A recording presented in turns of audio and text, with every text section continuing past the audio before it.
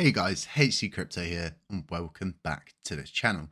So before we get any further into this one, don't forget to like, subscribe, comment, hit the notifications bell to stay informed. So what a brilliant time of the year it is. It is Consensus 2024. If you don't know what this is, it's another one of these crypto expos, but more higher tier. A lot of people are going to this.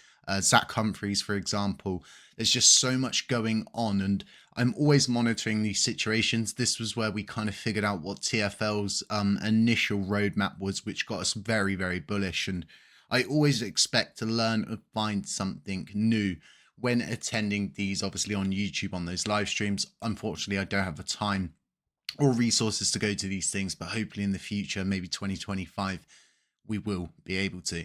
But honestly, I'm so excited to go over what has really been unveiled by Mastercard, because everybody's kind of got their ideas of what they want to do in crypto, what they're working on. And as all of these smaller, newer players in the space are evolving the technology, they're playing with it, they're designing A, B, and C. You've got bigger corporations, companies, i.e., for example, like Mastercard, who are thinking way further down the line, and they're thinking how they can take this technology and use it on a global scale.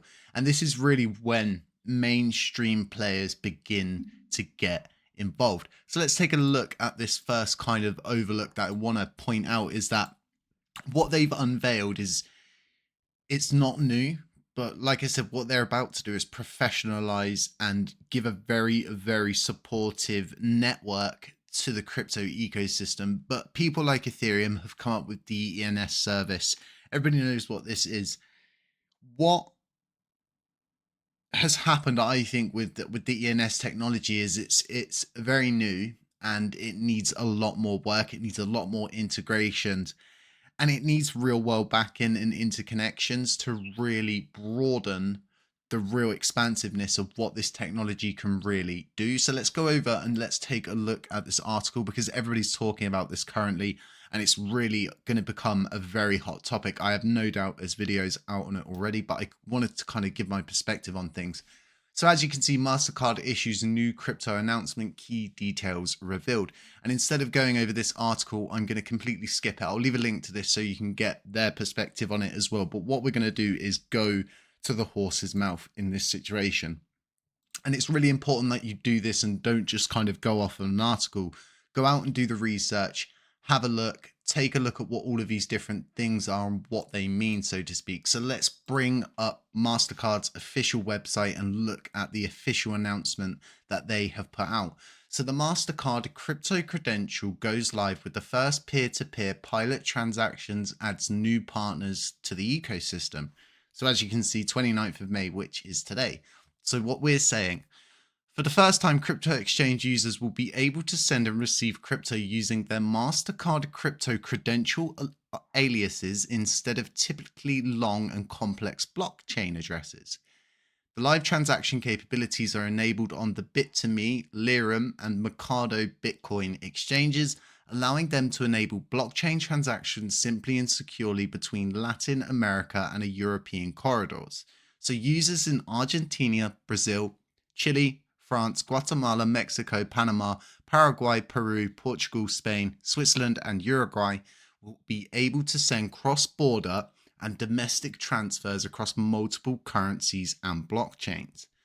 Building on this momentum, Foxbit is the latest crypto wallet provider to join the Mastercard crypto credential pilot ecosystem. What a word! Extending the reach to more customers. Lulubit users will also receive access through its integration with Lirum. This is absolutely huge because, as we all know, crypto gets very confusing when you've got addresses, and on top of them being highly complex and copying them or not copying all of it or copying half of it, sometimes you've got memos. Sometimes these even change depending on what CEX you're using and sending to. So it's always best to double, triple check these things. Now, what Mastercard are doing are revolutionizing the whole process. And instead of having all of this crazy stuff, they're giving it the Google treatment, and you simply just have that one system that branches out into everything. So I think as this starts to get a lot of interest, which it will, because crypto is absolutely huge in all of these different countries that are listed, it's a situation where it begins the global expansion of the crypto ecosystem. So let's go over what it means. So, Mastercard Crypto Credential helps verify interactions among consumers and businesses using blockchain networks. It provides the assurance that the user has met a set of verification standards and confirms that the recipient's wallet supports the transferred asset. Through the exchange of metadata, Mastercard Crypto Credential eliminates the complexity of a consumer knowing which assets or chains are supported by the person they are looking to send the funds to, bringing more trust and uncertainty to these transactions. Mastercard Crypto Credential supports the exchange of travel rule information for cross-border transactions. The travel rule is a regulatory requirement to ensure transparency and prevent potentially illegal and illicit activities. The P2P transaction is the first of many possible use cases that Mastercard Crypto Credential aims to support. Others may extend to NFTs, ticketing, and other payment solutions depending on the market and compliance requirements. How it works. The exchange will first verify a user under the set of Mastercard Crypto Credential standards. At that point, the user obtains an alias to send and receive funds across all supported exchanges. When a user initiates a transfer, Mastercard Crypto Credential verifies that the recipient's alias is valid, and that recipient's wallet supports the digital asset and associated blockchain. If the receiving wallet does not support the asset or blockchain, the sender is notified and the transaction does not proceed, protecting all parties from the potential loss of funds. How amazing is this so far? I mean, this is groundbreaking stuff. For those of you who always kind of thought, these bigger companies wouldn't get involved, I have always thought to myself, it's a ticking time bomb until they figure out, well, actually, we can do this in a very good, safe, and legal manner, and we can be one of the first companies to get involved in it. And what I think this is going to start to do is open up the door for more exchanges to integrate themselves with people like MasterCard, for example. And what this will do is set a precedent. So other companies like MasterCard will follow this same route. So the milestone, why it matters. This milestone marks the first real-world application of the Mastercard Crypto Credential vision, which was unveiled at Consensus in 2023, which it was. The live Mastercard Crypto Credential P2P transactions represent the potential to further and expand and support the domestic and cross-border remittance market. This is absolutely insane. We've got some hearing here from experts, but what I'll do is I'll leave links to this so you can go through and you can kind of have a little listen. But let's have a little listen to this video.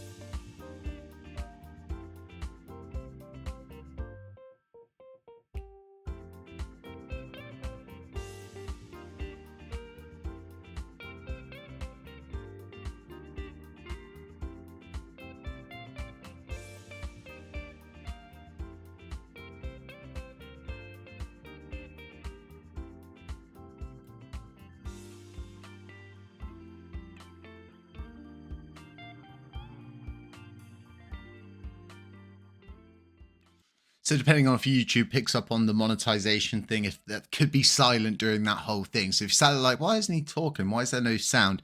It could be the monetization picked up on it. But what I wanted to do is give you guys a good aspect of really what is there. You can go over that. Again, I'll leave links to it. For me, this is a very foolproof system, and it introduces a opportunity for people who are not very heavily integrated into crypto to start getting integrated into crypto.